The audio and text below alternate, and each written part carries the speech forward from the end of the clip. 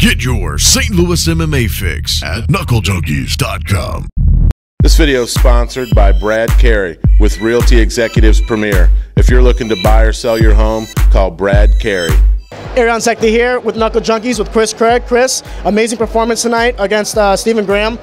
It was a slow start, but you were able to get the first round knockout. Just kind of go through the fight and discuss kind of the game plan and whether he came out and did exactly what you thought he was going to do or if it was different from the plan. You know, I've been fighting a sickness which is kind of affecting my breathing. I was trying to feel the fight out, conserve some energy, honestly, feel my cardio out, and to see what he was going to do. I've seen him fight a little bit differently sometimes, and I just want to see what he's going to come out with. He did surprise me with some of those kicks. They're a lot stronger than I anticipated. So he had really good, strong kicks, but I was just trying to feel him out before I attacked. And now, you know, Kris, you've been around the game for a while now. You fought some of the best at 125 as an amateur. I mean, what's next for you? What are you trying to do right now? Are you thinking about maybe making the pro jump? Are you trying to win the belt? Like, what do you want? Well, I wanted to go back for the belt. I guess Corbin kind of ran off, so I don't know what they're going to do with that. But I wanted another fight to kind of get myself back before I went pro. I may go pro. I really want another good fight. I do. I wanted a kind of warm-up fight coming back. And I'm thinking maybe like Sam, you know, that would be a good fight. I think a lot of people want to see. Sam's me when I was 19. I mean, he reminds me of me, and I think that would be a good fight. If not that, then I may go pro. Knuckle Junkies here with victorious AJ Cisco. AJ, huge win over Juan Pera. This is now your second win in a row, and you're actually now 2-0 after, you know, fighting and defeating cancer. I just want to know, you know, we know that you went to Jacksonville, Johns. We know what you've been through, but what does this win mean now to you to get back to that 500 record when you knew that your first two fights, there wasn't 100% of Cisco in there, and now to come in and have a performance like that, what that means to you? I stumbled out of the gate 0-2. Everybody knows my story, and then I got diagnosed with cancer, and doctors literally told me that I would never fight again, and I didn't take that answer to heart, and I got back to work, and I got back in there, and now I'm 2-0 since. So I just want to let everybody out there know, don't quit. Don't quit. There's no talent here. This was just hard work. I gave this my all. I sacrificed my life. I moved halfway across the country to try to get with the best team in the world, to try to build my career, and I never gave up. Don't give up. No matter what you're facing, no matter what obstacles in your way, please don't give up. Dig deep and try your best. You never know what could happen. I'm living the dream. I'm trying my best to turn my career around, and thank you guys all for the support. I appreciate it. AJ, phenomenal performance. Thank you so much, Arion. Thank you, Knuckle Junkies. It's been an honor. Thank you, guys. Knuckle Junkies here with Brandon Lowe. Brandon, what a fight against Malcolm Smith. I just want to, you know, walk me through the fight because Malcolm came out very heavy, very aggressive. I mean, were you just trying to weather the storm? Yeah, I figured he cut a lot of weight. I woke up on weight, so I figured if I take him to later rounds, just kind of weather the storm, he'll start to gas. Boy, he came out hard, and it kind of made me sloppy too in the first. But I felt him start to fade, even though he reversed me and up on top. I kind of did that inverted triangle. My coach was yelling, throw the elbows. And I heard him grunting and moaning. He didn't like it, so I just kept throwing. The ref stopped it.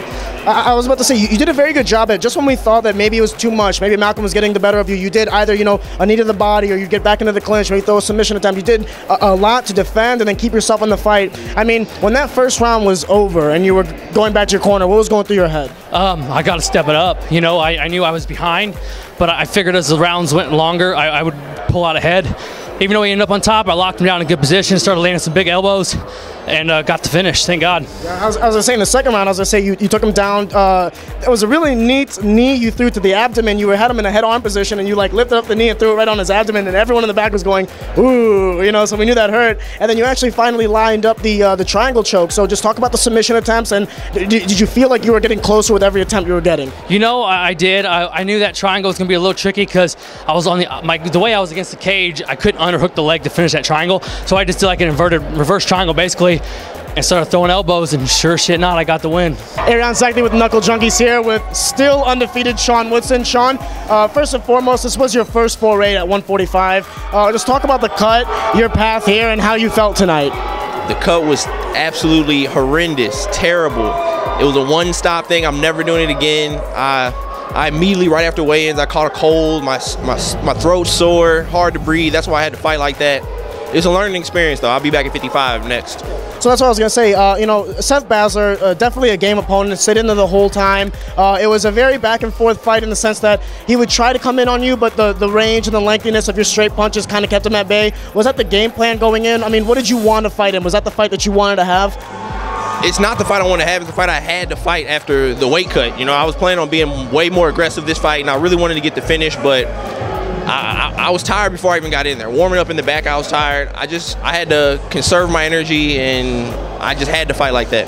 Nice. So obviously, you know, you fought at 55, you fought at 75, heavyweight, 145. Where do you feel now is the place you want to stay, 55 or 70? I'll be at 55. My home's gonna be 55, and I'm trying to take over. I'm taking over that weight division, lightweight. Knuckle Junkies here with Victor Ty Flores. Ty, you know, you went through a long period of inactivity, and then you came back after, I believe it was 13 months.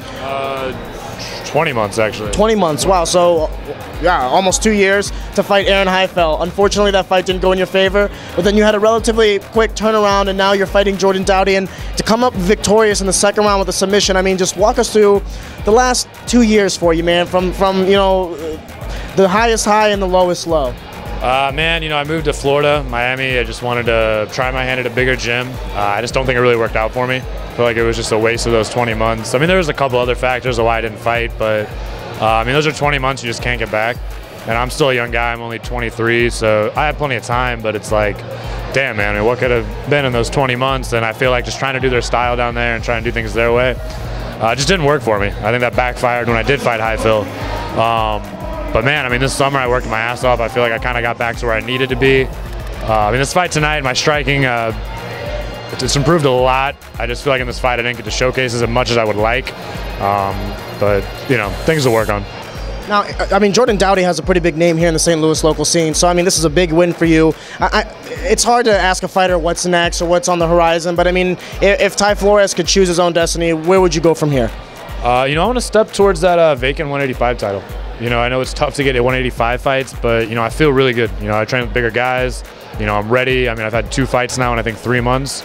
So I still think, you know, that first fight, maybe there's a little bit of ring rust. This one, I wanted really bad. I said, you know what, yeah, you can't get me for August. Give me in September as soon as possible. They offered me the 180. I said, that's going to suck to make that weight, but I'll do it. You know, I wanted to get in there as soon as possible. So I think next, maybe December 1st, and just take a step towards that 185 title. I know it's vacant. Knuckle Junkies here with Shamrock FC welterweight champion Zach Bucia. Zach, successful defense against a very game and tough Aaron Heifel. 4th round finish with the arm bar. Sorry, the transition with an arm bar. Just, you know, walk us through the fight because it was very back and forth. First round could have been scored either way. Same with the second round. Third round was a lot more heavy on the grappling, and then obviously in the 4th round you secured the submission. So just walk me through the fight in your eyes. Yeah, I actually think I think he was up. Although most of those rounds I probably would have gave him to him. Just being in there. He threw me off in the beginning because he was countering my stuff really well. I didn't expect him to game plan so well. Like, and then that's my fault for not anticipating that. They were countering off everything that I do normally. So it took me a little bit longer to find my range. I think at the very end of the second, I started to find my range, and I caught him with a few good things. But he was doing really good with the wrestling. The moment I started catching him with the stuff that I can start to measure and line up, then he was doing a great job of going down for the takedowns. On the ground, I kept feeling like, I mean, my corners were calling for me to scramble up, but I just kept feeling like there was something on the ground. As long as I pushed away from the fence, I just kept feeling like there was a triangle there or something along those lines. But he kept shrugging the triangles really well. So the last thing that happened was just like, all right, triangle's not working. I'm gonna fake the triangle, then I'm gonna switch to the arm, and I went belly down on that one because I knew like he was up on some rounds and had to take that arm home with me. So, you know, obviously you won the belt in Kansas City against a phenomenal fight with Bobby Volker, and then defended it now in what I would call hostile territory. What was it like making the trip over to St. Louis and fighting over here? Did it actually play to any of the back and forth between you guys? I mean, it seemed like you were very cordial. Oh man, we were cool from the beginning, and I don't mind coming in over here to St. Louis. I actually really like it here a lot. I didn't feel like it was hostile territory, even though I know it's closer to his hometown than mine. But I think we're both good sports about it, and you know, like I feel like we got that in the Bobby fight too. As long as both of you are in there and with a lot of respect and you fight your ass off, then the fans are gonna reciprocate.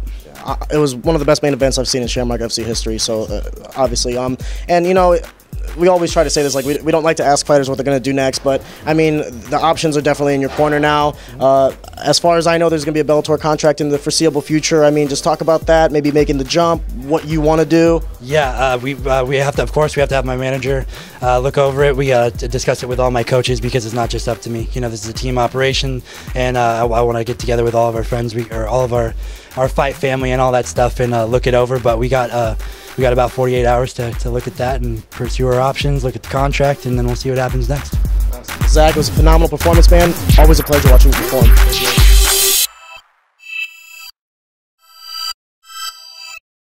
Get your St. Louis MMA fix at knucklejunkies.com. Sorry, real quick. What do you call 170?